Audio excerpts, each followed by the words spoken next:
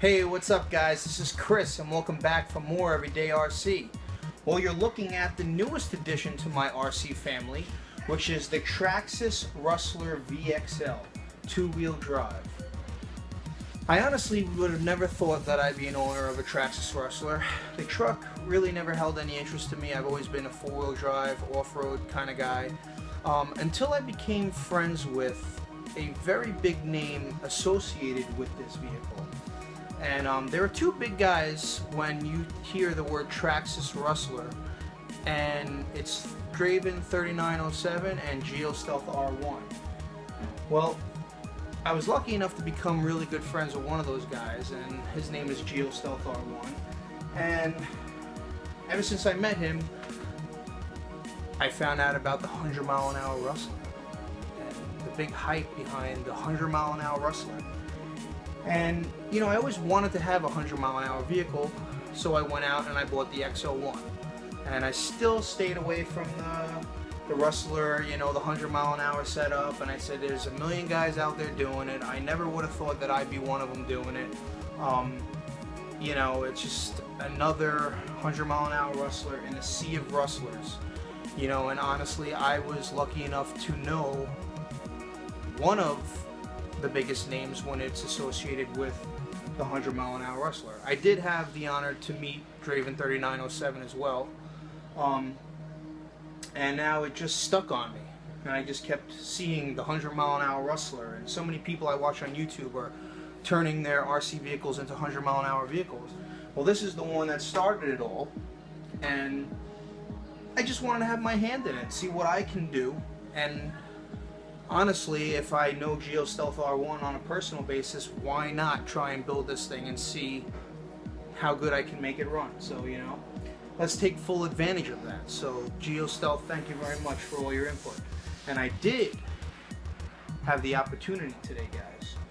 You've heard of Area 51, the secret military base out in Nevada? Well, I went to the Area 51 of the Rustler 100-mile-an-hour setup. So I was lucky enough to go visit the secret laboratory of Geo Stealth R1 today, and we were hanging out talking about the Rustler, and he basically gave me a list of what needs to be done. So this is my newest project, the newest addition to my family. I plan on doing everything that he told me to do. And then some. You know, we're gonna make it look really nice, and we're also going to make it really fast as well. Let me just give you a quick overview of what's going on. That, like I said, I never really thought that I would build one of these until I found the right one. I was looking for rollers or used ones, and I said to myself, when I finally come across a good Rustler base, I'll think about doing this. So just so happens I ran into a guy who was looking to sell this. This is a really old edition. It had the original FM receiver and transmitter, so it was probably a good 7 or 8 years old. Hadn't been used in a good 2 to 3 years. And it was definitely used a few times. It was beat up. It needed some TLC. I cleaned it up really good. It was used in dirt a lot, and I cleaned it up. It was definitely crashed on one of these. Yep, it was definitely crashed on this side. The shock end was messed up, and it had a weird screw pin in here, so I had to fix all that, just get it to go. And it tracks straight, it drives straight. You know, obviously these Anacondas are going to have to go, but it came with it. And I talked him down to $150. I really wanted to give him $125 for it, but he wasn't budging.